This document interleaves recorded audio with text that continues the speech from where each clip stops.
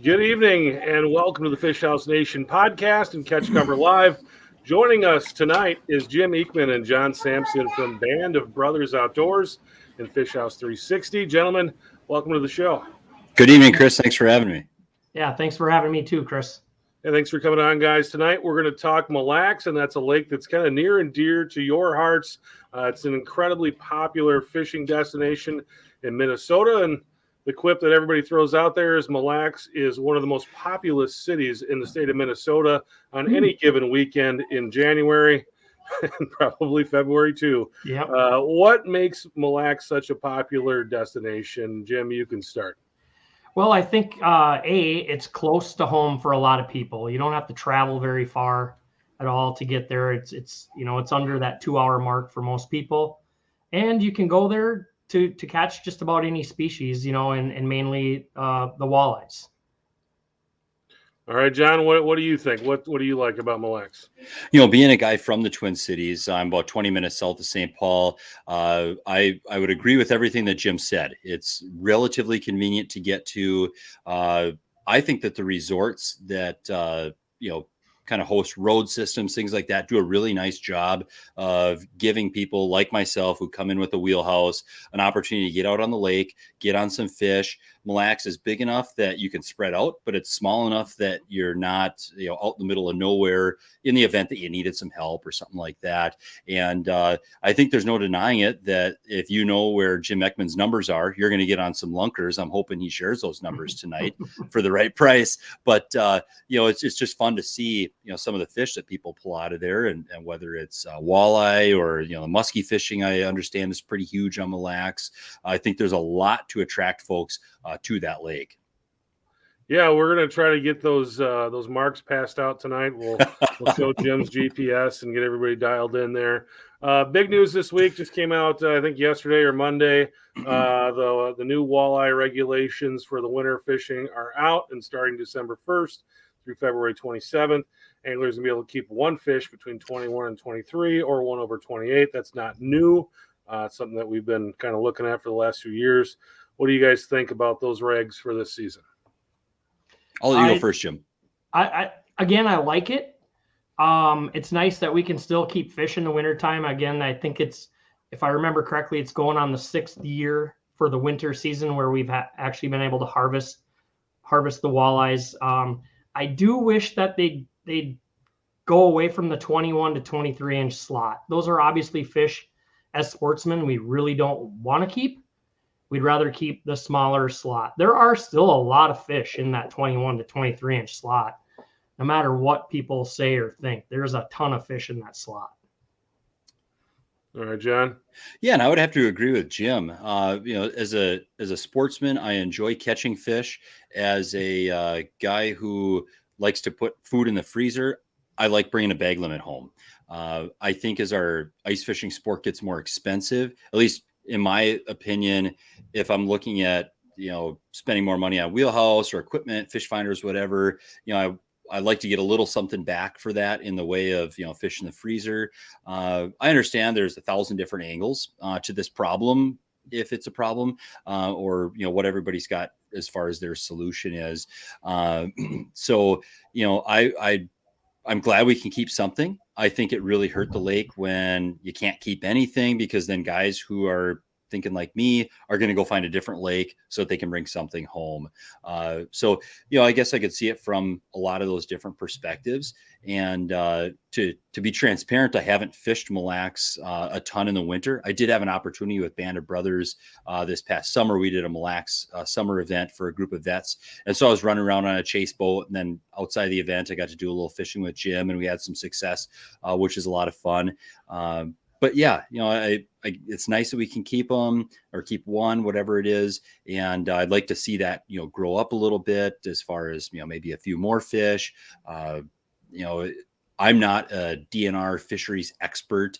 I'm not sure what the best slot limit is for guys to take home or what's the best size breeding fish. Everybody's, again, got their opinion on that. But I just want something to keep a little bit of everybody happy, I guess, is how I'd look at it. Keep the sport going. Yeah, so those are good points, guys. They come up with this based on the netting surveys that they do in the fall.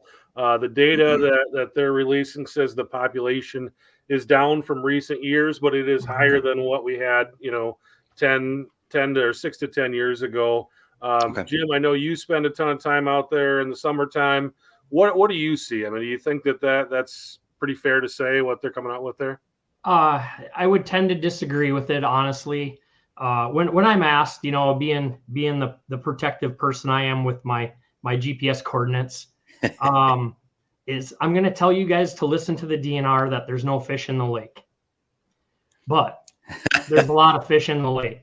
I mean, there's a ton of fish in the lake. There is no, in my opinion, there is no trouble with Lake Mille Lacs.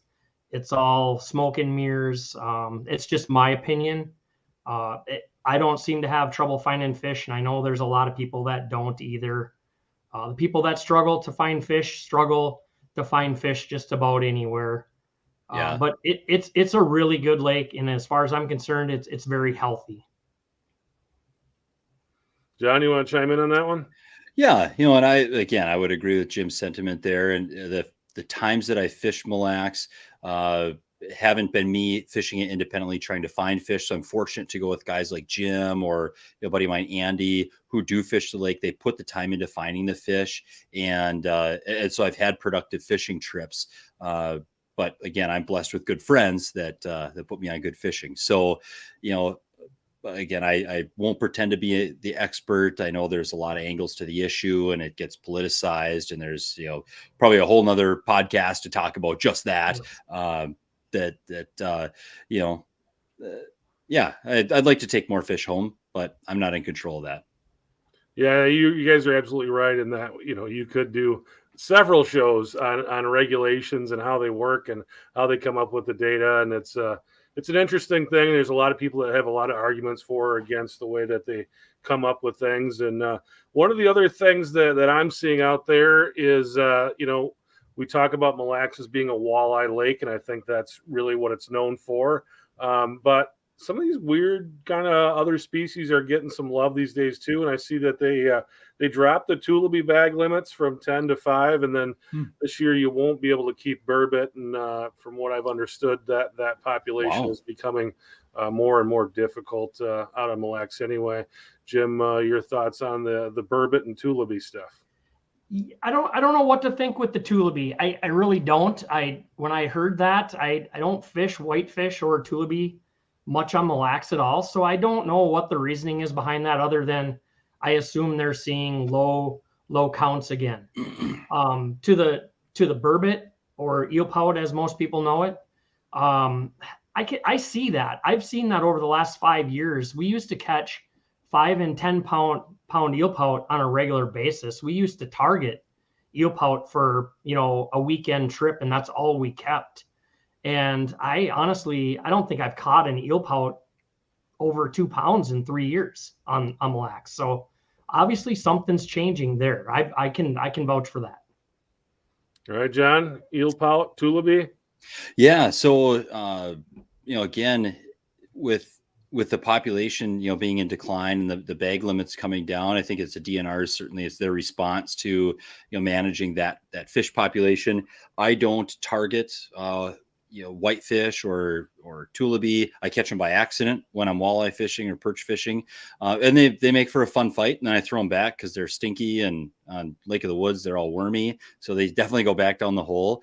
I never intentionally targeted eel pout or burbot until a few years back when we caught one, and oh my goodness, I think of all of them over the years I've thrown back because they're slimy and gross, and then I finally ate one. And they weren't kidding about that being the lobster thing. So now when my buddies and I go ice fishing, it's one of the things we actually look forward to. If we get an eel pout, it's like that's going to make for a good little treat for supper. Mm-hmm. So, again, I don't know. Is it just that part of the cycle, of that species, and with how the lake has been managed with other species, if we think of the cascade of shutting down fishing and then catch and release and everything that they've done to try to manage the walleye and others, what effect has that had? I don't know the answer to that, but it's just something I'm thinking of. Are we just seeing the delayed effect of managing another species in a certain way? Would be a question I'd have.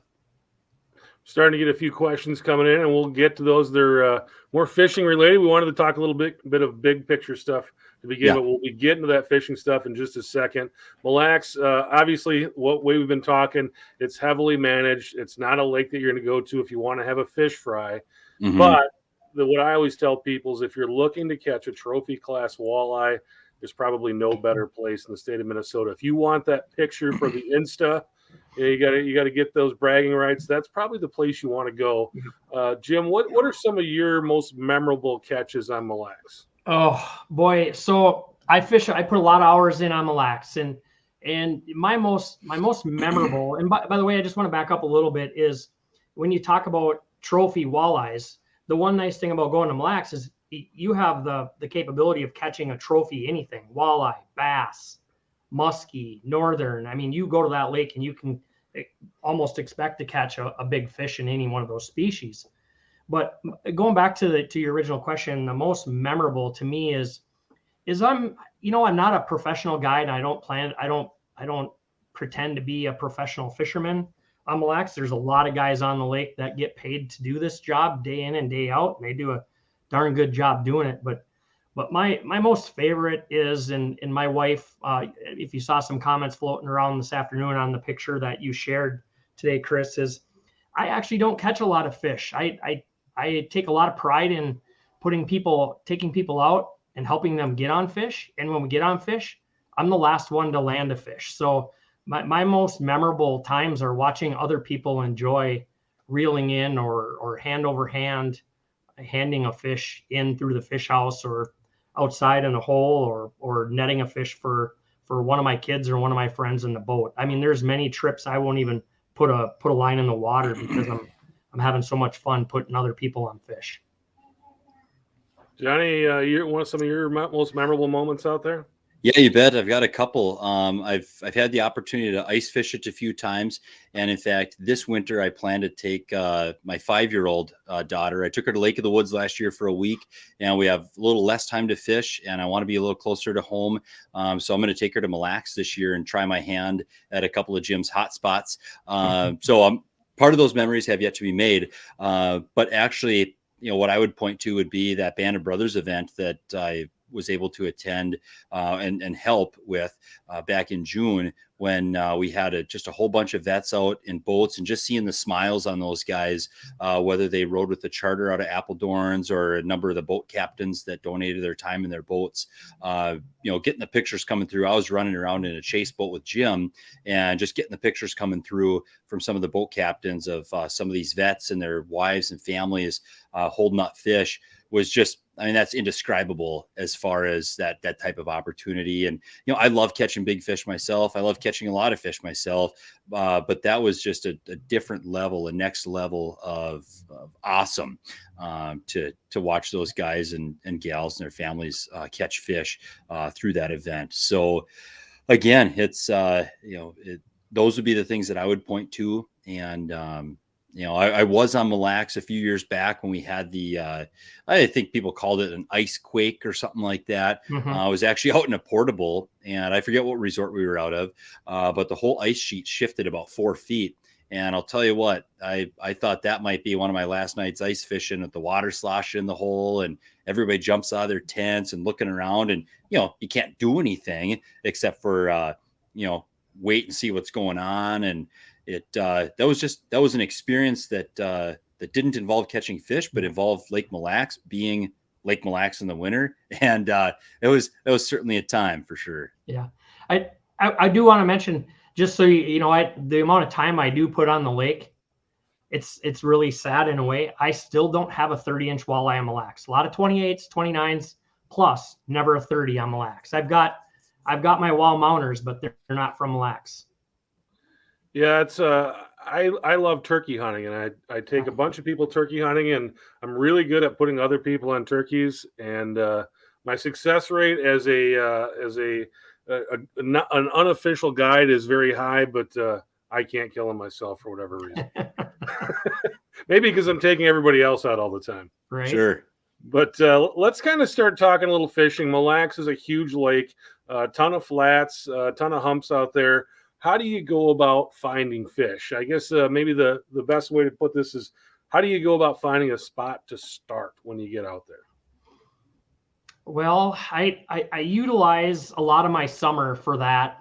I think a lot like a lot of other guys that fish at summer and winter. I do a lot of graphing all summer long, marking a lot of spots that I've fished or found active, what I call active fish.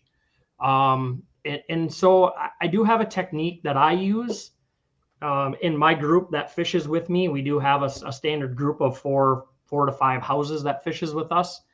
And typically we start south. I'm on the east side, and we start south where there's heavy structure, shallower water, less pressure early on. And we typically move our way north into some of the deeper water.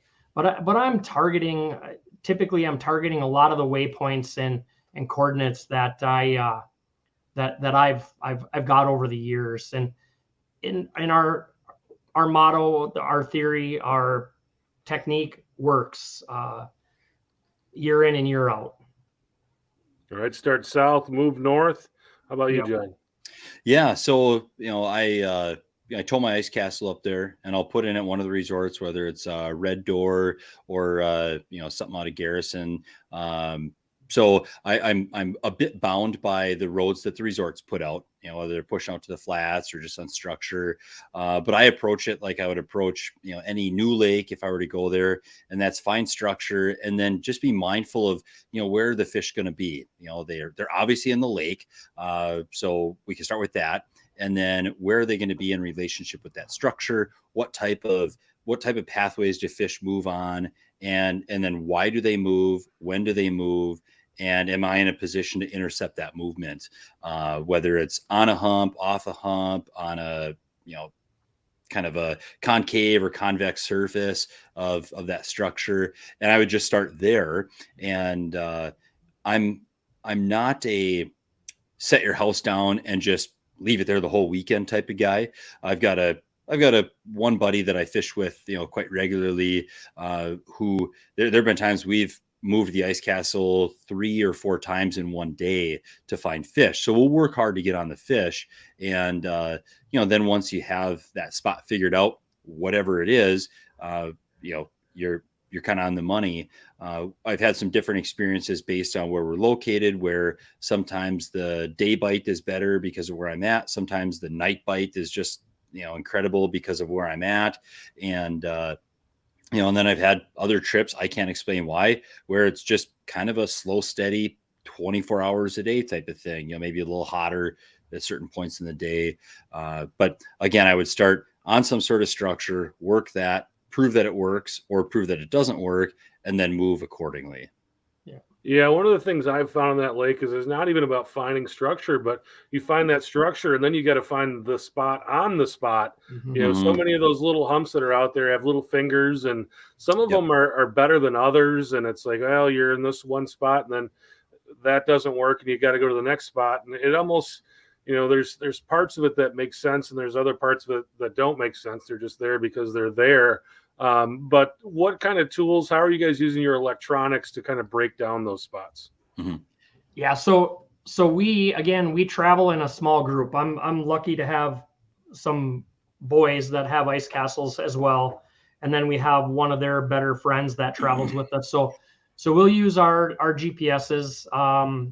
We rarely are running our Panoptics at all in the wintertime. We do once we set down, but we typically aren't using it to locate fish. What we'll do is we'll scatter, we'll pinpoint the area we're going to target, try to get away from people on a known area that holds active fish, and we'll scatter throughout that area, giving ourselves plenty of room, and hopefully one of our 4 or 5 houses gets onto that active spot, and then we'll zoom in with one of our hummingbirds or the Panoptics at that time and try to pinpoint them. But we're not typically drilling holes and trying to utilize the Panoptics to find them in the wintertime.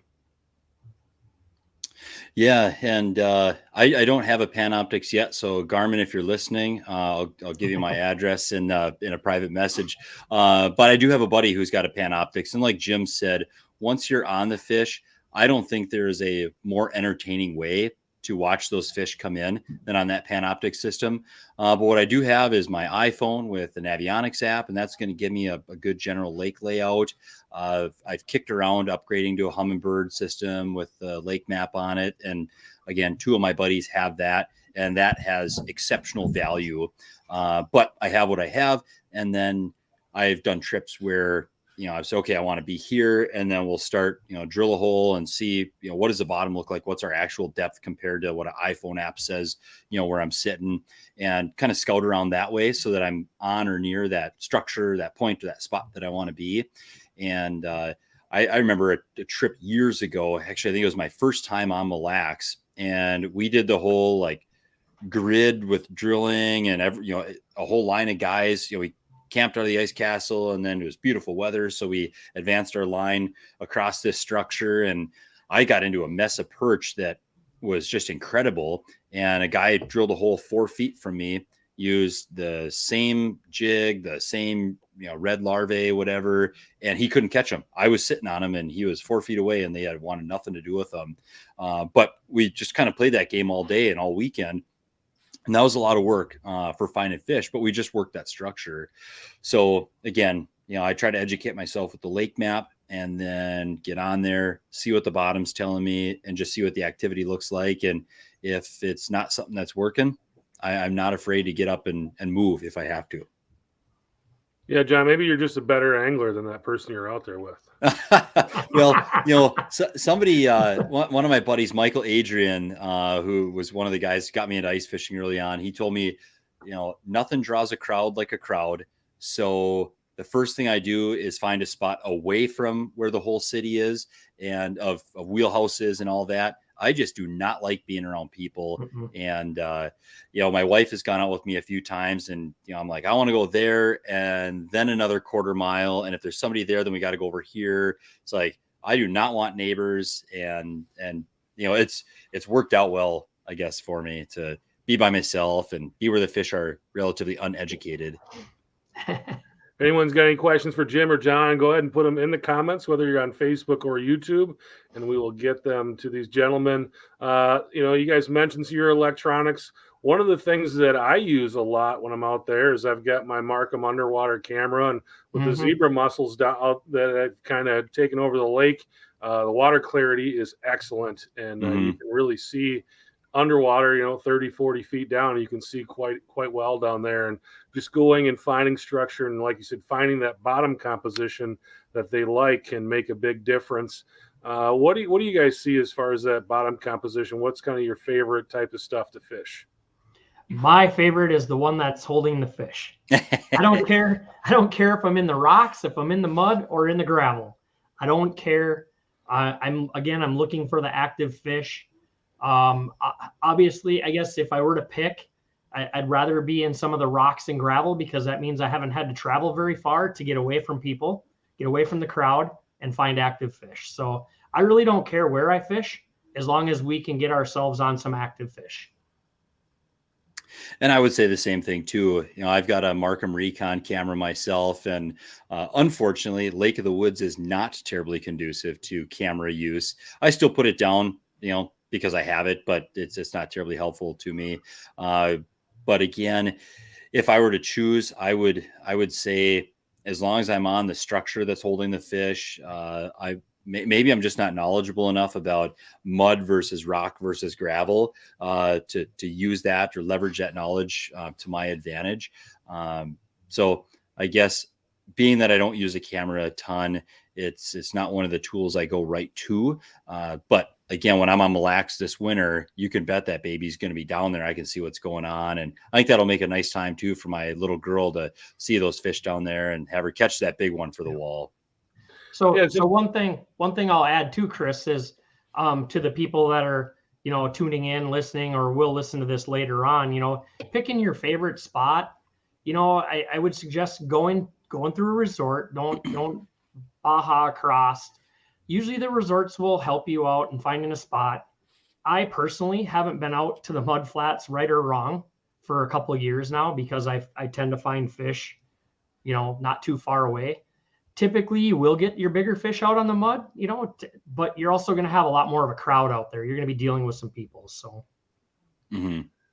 Yeah, one of the things that I use the camera for, drop down there, you just see, sometimes it's just a matter of just little kind of 1 foot contours down there can make a big difference in how the fish move down there, and just finding that little happy spot is awesome. And then the other thing that I see a lot is sometimes you see like roots and things like that at the bottom, and those places tend to attract insects that attract other things, and finally you get to the fish that you're looking for. So just kind of finding that kind of stuff is really powerful. You brought up resorts, Jim. Tell me a little bit about some of your favorite resorts and what you like about kind of where you head out of when you're heading on the lake. Yeah, so I'll give in a little bit here. So we start south. We started we like Jerry Brandt's a lot early on. There's a lot of structure down there, and the crowd isn't there to begin with. It does pick up. There's a ton of structure down there. They take care of you. And like I said, then we move ourselves east. Another good resort on the east side is McQuaid's, Max Twin Bay. They tend to, I used to have a house out of Max Twin Bay for 10 years before I got my wheelhouse. And those guys will take care of you out there. And then you got Hunter's Point. If you like if you like to go in and have food, have good food and have that bar scene, it's awesome. I honestly don't spend a lot of time in the resorts in the wintertime.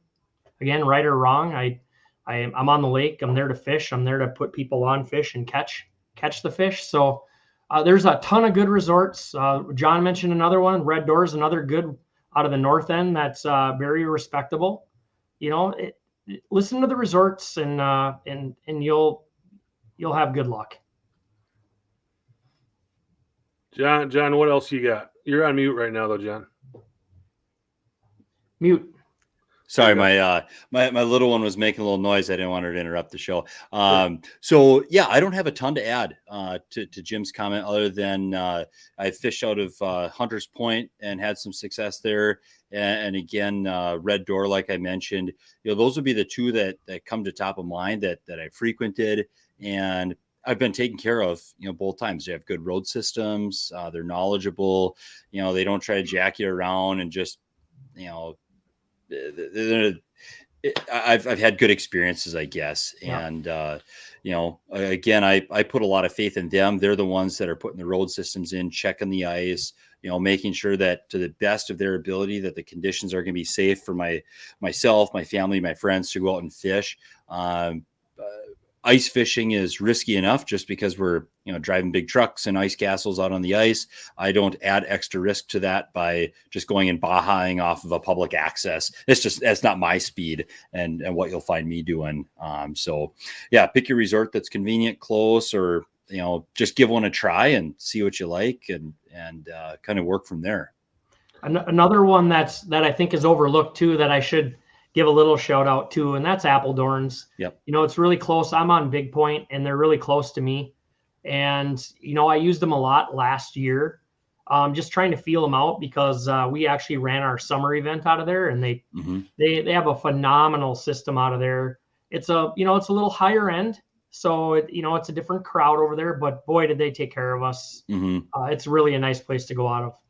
And Jim, you said they put an ice road out from Appledorns? Yep, they have an ice road, and so we will be hosting an event there this year with Band of Brothers Outdoors. And last year, I tried them out. My middle son got married, and he wanted to do his bachelor party on the lake. So I went out of Appledorns, and they plowed us a private spot. Didn't charge us a dime to plow a private spot.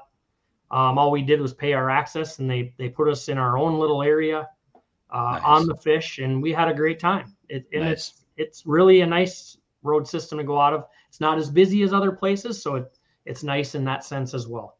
Now it's going to be the busy resort. Yep. Everybody wants their own private road now. Yep. And they do it for free, Jim? Well, they did because we had a group.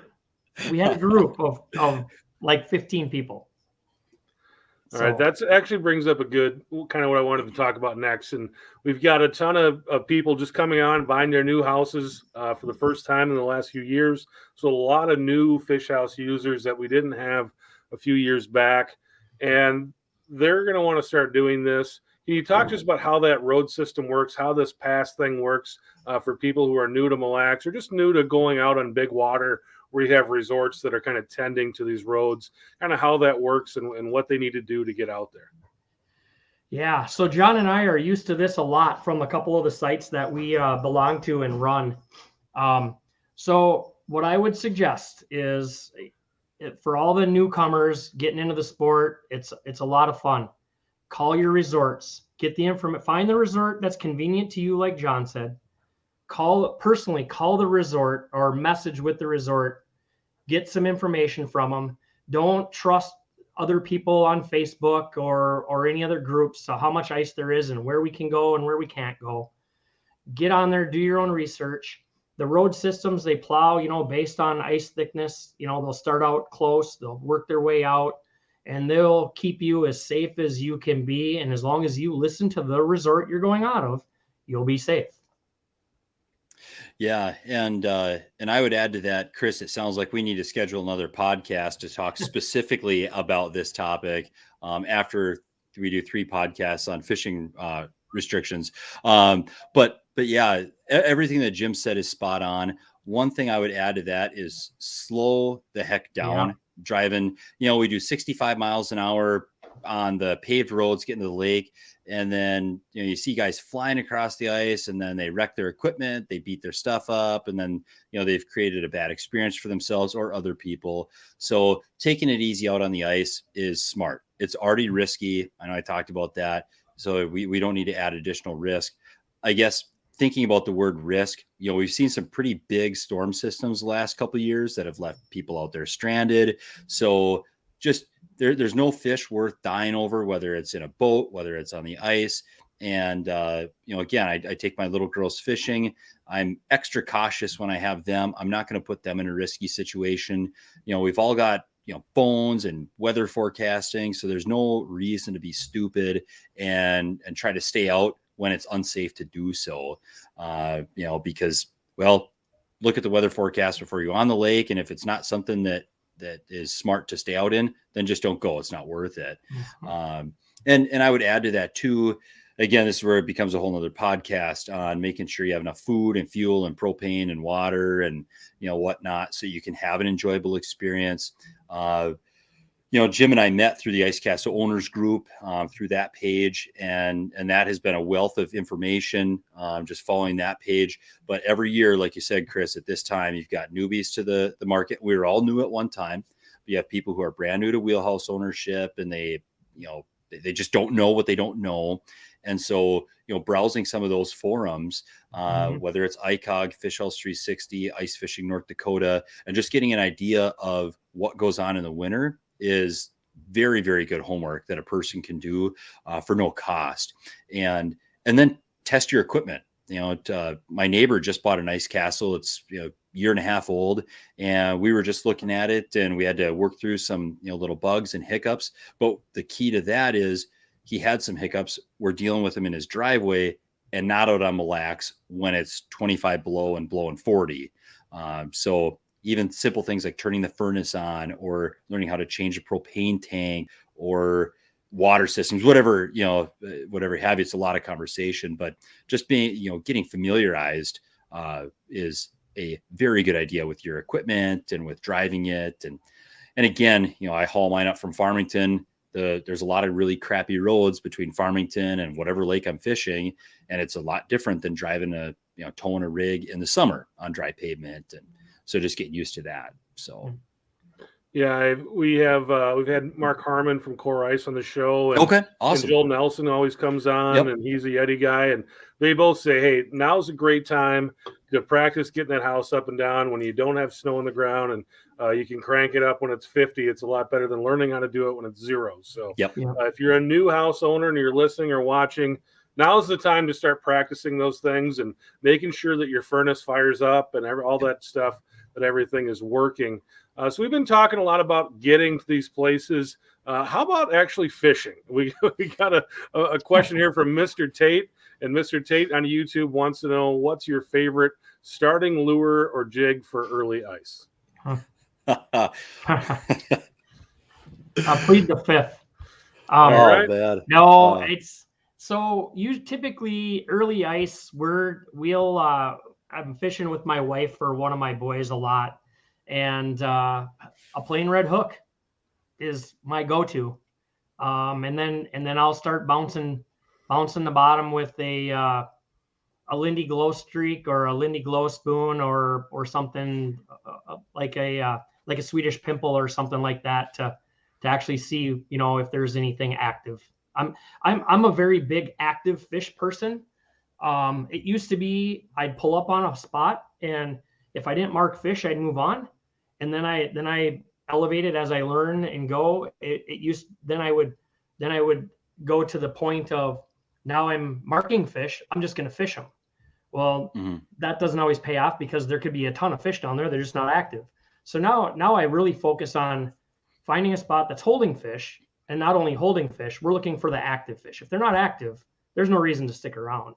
So, but my go-to is a red plain hook. Almost all the time lately. Yeah, and I've had great success with those, especially if I'm fishing rattle reels or a dead stick with a minnow on a hook, something like that. The red hook that's just magic. And without giving away my tackle box, because Jim can tell you everything that's in his, I'll keep mine secret. The chubby darter. Don't invest in one of those. That's a terrible lure. I bought a few of them because I watched some Vexlar DVD. And it's like all about the Salmo chubby darter. I haven't caught anything on that. So if you have success with it, reach out, tell me how you fished it and why I failed. Love that. But one thing that again I learned early on is just trying different size jigs. So if I come in with something that's a pretty large jig, maybe it's just too large, and so I'll reduce the size of my presentation, maybe change my presentation from a vertical presentation to a horizontal jig. Maybe I'm changing it from a full minnow to a minnow head, minnow tail. And, I'm just, like Jim said, you don't just sit down and do something and just expect success, but be willing to change and, change colors, change sizes if you're playing up or down, and change your bait presentation. Yeah. And, sometimes they want, one year they really wanted, red glow. So I went and bought a whole bunch of red glow. And the next year I couldn't catch a darn thing on red glow. And they wanted like blue or something like that. So I don't know. If you get in the fish brain, let me know. Chartreuse used to be my go-to color. I mean, it's still right there at the top of my list, but red seems to be it now. But like John was saying, you can't stress that enough. If you're not willing to move, at least be willing to try different things to find out what the fish are going to bite on. So that would be key. I mean, some people like to plop down and just sit there, and that's fine. There's nothing wrong with that. There's a lot of people that do that, but be willing to experiment with different, different jigs and lures. Yeah. One of the things that a lot of the guys that I know that fish up there do well, they'll tell you, make sure you're using both your lines. You can use two lines and make sure you got that dead stick down and you're jigging, because there's a lot of people that go out there and just use one rod, and they're kind of leaving themselves. They're not getting everything they can get by doing that. So what happened a lot last year to us, Chris, is we would set our dead sticks or rattle reels, and we'd be jigging in other lines, and in our jigs, our actual jigs or lures, rattles, whatever we were using, would actually call the fish in. They weren't typically hitting our jigging rods. Mm-hmm. We'd get them in there, we'd call them in, they'd come into the area, and then they'd hit one of our set lines almost every time. Yeah, and that seems to be a common theme that I hear from a lot of people. That's kind of the story up there. We got another question here coming from YouTube. This one's from Richard, and he wants to know, when's the last time you got on a good perch bite on Mille Lacs? 10 years ago. John? So it was I don't know the story behind the perch. I am not a fishing biologist. I'd really like to sit down and talk to one and figure out what the heck's going on, because before there were roads to the flats, I fished. I was the run and gun guy. We used our big skid houses for our home base, and that was it. We'd get on our snowmobiles every morning and head to the mud flats, and probably as guilty as the next guy. There was no limits on perch type of thing, like 100 of them or whatever, and we'd go out and fill 5-gallon buckets full of jumbo perch. It was fun, but it was before they were plowing roads to all the popular spots too. Yeah, I think my last perch bite on Mille Lacs is probably, it'll come up on my Facebook, memories, but probably 2012, 2013, something like that. And again, I was fishing with Michael Adrian, and I kicked myself still because it was the weekend that is it Hunter's Point that hosts that perch extravaganza or whatever it is. Yep. And I thought, I should enter in that. And I thought, I'm not going to catch any perch. And then I just pounded perch, like 2 beer cans long and fatter than a beer can perch. And I was like, I should have entered the contest, but because I didn't, that's why I caught the fish, is my reasoning. So yeah, it's been a long time. Again, I have to admit, I don't target perch. I think they're a blast to catch, but it's not a species I target intentionally. But again, guys that fish like Devil's Lake, say where there's perch, there's walleye, and I've caught them. I would argue in my case specifically, incidentally, when I have caught the perch. I love that you brought up the official ICOG measuring device. 2 beer cans long. All right. Yeah. I think next year maybe the slot limit will be between 3 and 4 beer cans up there. Well, for a lot of people in Minnesota, if you measure things in Busch Light cans, that is like an immediate recognition. There's no question mark. Yeah, everybody knows how long that is. All right, guys, we've had a good time talking Mille Lacs. Let's get into you guys are both with Band of Brothers. Tell us a little bit about what that is and kind of what it does. Yeah, so I'm the vice president of Band of Brothers Outdoors. We are a nonprofit organization strictly geared towards our nation's heroes or veterans. We put structured hunts, fishing events, kayaking, hiking, mushrooming, all kinds of different hunting and fishing and just to get the vets outdoors. Every event that we put on is free of charge, 100% free of charge to the veteran that comes on the trip with us. So we were founded in 2015.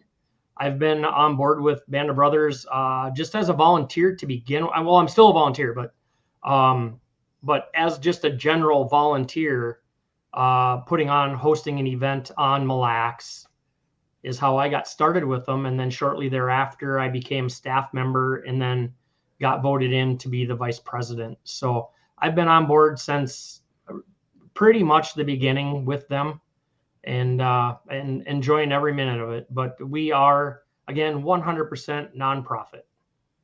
John, what does it mean to you? Yeah, so I joined up with Band of Brothers officially early 2021. So it was kind of right after the annual ICOG event. And I had supported the organization through a role that I had with ICOG in donations and funding and things like that. And I really found that my passion was for helping the vets directly. And so after that event, I spent some good time sitting down, talking with Jim and Jared, and they created the role for, I think it's Director of corporate sponsorships and fundraising or something like that. I'd have to look at my card, but they brought me on to help with that direct funding. And so it's a lot of fun. I'm very passionate about military service. I did not serve myself, but being a physical therapist, I've had just excellent experiences in treating vets and law enforcement and whatnot. So this is a really good way for me to, I think, give back to those folks, meet them in their time of need, give them great, meaningful experiences. And, it's fun for me when companies like Vortex, send stuff that, they want to be generous with. Band of Brothers is very strongly supported by Bubble Blade. We're strongly supported by Onyx fishing equipment. Jim can speak to that. He's a little closer to those guys. The Sven Sleeves company, they did a big run for us last year and it donated an extremely nice, group of funds to the organization. And again, I think unlike other organizations where there is a cost or something like that to the veterans, this is all put on 100% for free. As staff, we pay our own way to attend the events that we put on.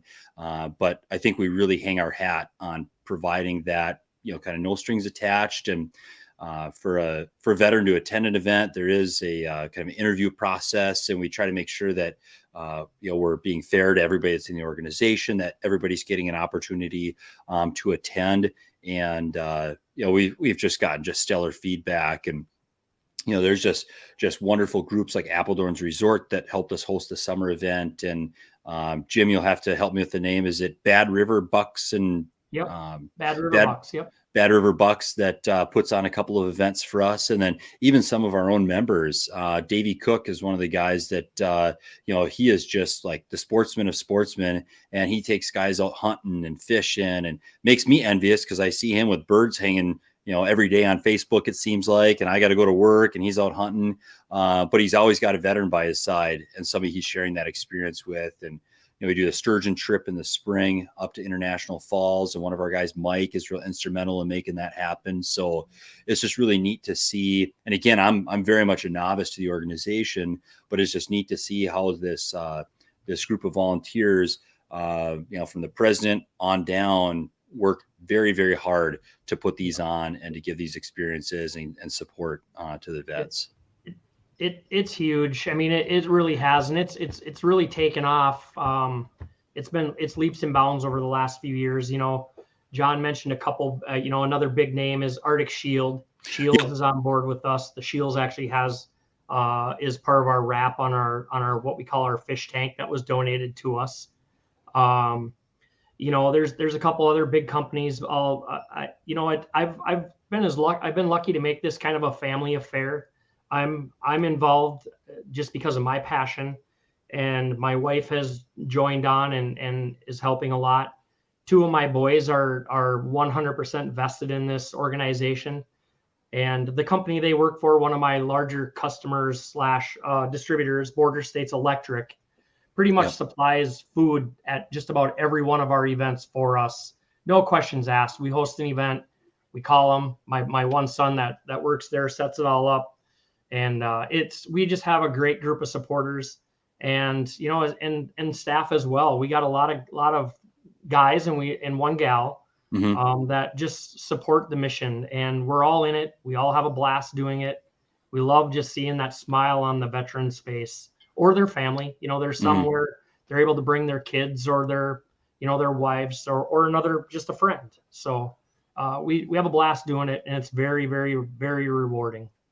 Yeah, absolutely. There was it was 2 years ago at the ICOG event. There was a family who felt very strongly about the organization. They had a family member pass away, and in their passing, they left some money to the organization. So that family, presented us just off to the side. It made a big deal out of, but they just came up and said, "Hey, we feel real strongly about you guys." And I still maintain that it was dusty in that area, Jim, when we were having that conversation, because there wasn't a dry eye. I don't know where they were doing construction, kicking up the dust, but it's stuff like that people are so generous and they see the value in the generosity. And I think to me, it's just a privilege to be part of the stream or the network to pass on that value of somebody else's generosity. Can I throw another plug out there too, Chris? Is that okay?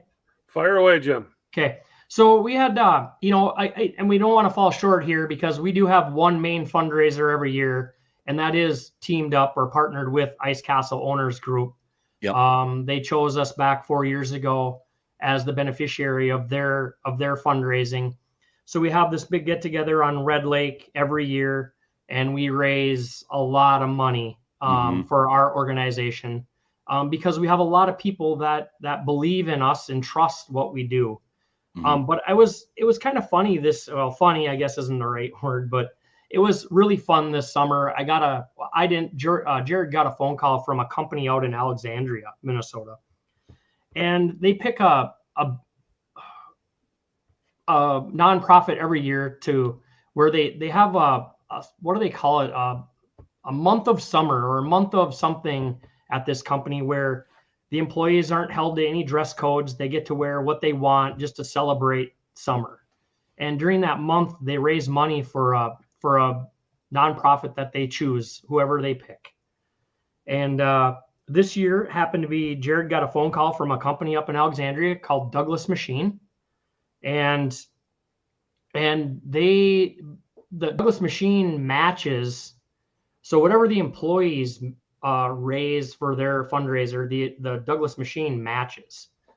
And they do this throughout the whole month. And then it came down to that last week, right before they were going to host it. And they're like, oh boy, we've raised more money than we've ever raised before. Maybe we should get these guys up here and have them talk and tell us a little bit about them. Well, they contacted Jared. Jared couldn't make it. I was able to make it work. And, I don't like to shrug anything off because money's money. $10 is $10. So, but I took a day off of work to go up there. And that's another big commitment for anyone that volunteers their time. And I had no idea what I was walking into.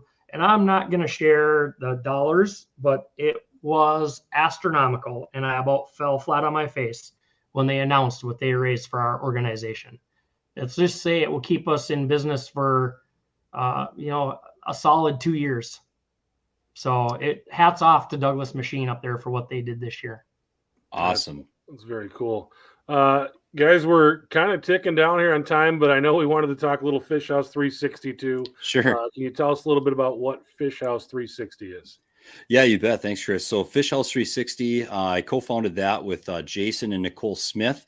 They are real estate folks out of Iowa that got into the ice fishing world, and I formed a friendship with that family. And so we had attended a couple ICOG events together. And then what we really saw was that there is a need in the market to bring all sorts of products together to a focused audience, a focused consumer group.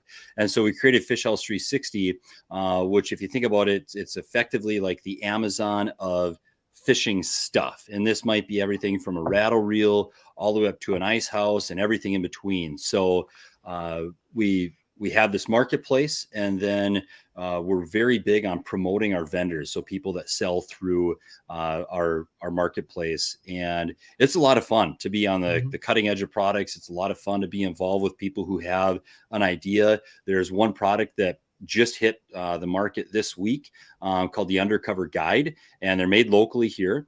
And they're a neat kind of rattle reel containment system that's in a whole sleeve. And I've been sworn to secrecy by them since like last summer when they told me about it, but they wanted to use our platform to help them launch. And so that's coming up, and it's just fun to be involved in stuff like that, with the Fish House market. And what we did is we looked at other groups that do things really well. Like their ICOG or Ice Castle Owners Group is second to nobody in the community, in the forums, in the support. And we thought they're doing that just awesome. We're not trying to be that. We're a sponsor for ICOG. So we partner with them. We're going to be, Fish House 360 will have a presence at the Ice Castle Owners Group annual event in January. And, we want to attract obviously big companies to sell through us, but what we really pride ourselves on is providing a platform for somebody with an idea. Like a buddy of mine, Todd Sandberg, makes these little spacers for the ice castle, for a pivot system and whatnot. And he's not a guy that's got $1 million marketing budget, and it's not his strong suit to market his product. So he sells through us, and we promote his product and talk about when we're installing it and why you'd install it. And, we do a live every Friday night. So this week is Pete Scholl with Ice Defense from Cold Nation Outdoors. So he sells his product or their product through our website. And so he's going to come on and talk about the Ice Defense system and what that does and what is it. So people can tune in to a show just like this, learn about that, and engage that individual. And so we have a pro staff, and Jim is one of our pro staffers. And the pro staff is designed around really bringing these products to market, showcasing them, highlighting them, and helping folks that maybe need that little boost with marketing, advertising, et cetera, giving them an opportunity or an avenue into the market. So it's been a lot of fun. And we brought on a buddy of mine, Brent Ambule, is now another one of the managing partners. And he's got a lot of great connections. He's made a lot of really awesome things happen. And so it's just been a really nice family of folks. It gives me another excuse to bother Jim. We get to talk about Band of Brothers. So we get to talk about Fish House 360. And I still haven't convinced him to give me his Mille Lacs numbers yet. Working on that. But it's a ton of fun. And again, we've got the Facebook presence, we've got the actual website and YouTube, TikTok, Instagram, probably a Snapchat. If I had it, we're probably on there, but it's just a good avenue to get a lot of folks together and talking and really, vetting purchases. You think about two companies like Hardcore Outdoors. John Core makes wheel skirts. Well, then there's another company, Burtech Ice. They make wheel skirts. You put both those wheel skirts on one website. Somebody's shopping for wheel skirts. They have those options right in front of them, and they can make a decision on which one fits their needs the best.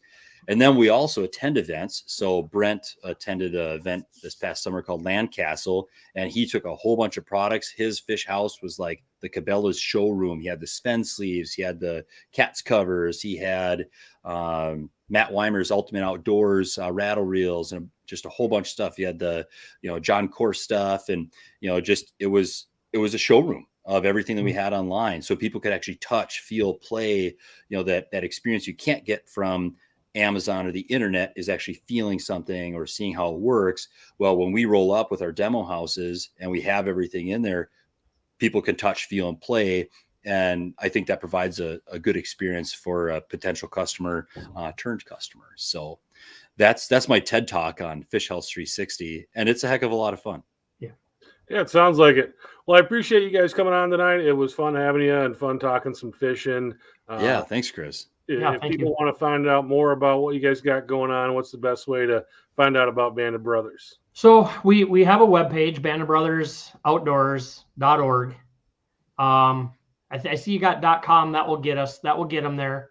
We also do host a Facebook page, Band of Brothers Outdoors.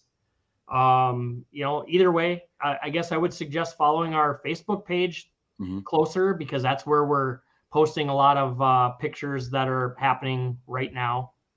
And anybody that wants to donate, if you feel the need to donate some money, I can guarantee you that 100% of your money goes back to helping a veteran get outdoors. Yep. None of that money, other than some marketing or any of that, no monies goes anywhere else but to help a veteran get outdoors. And if one plug I would say is, if you know a veteran who you think would benefit from attending one of our events, get them hooked up with us. I think maybe it's just my perspective.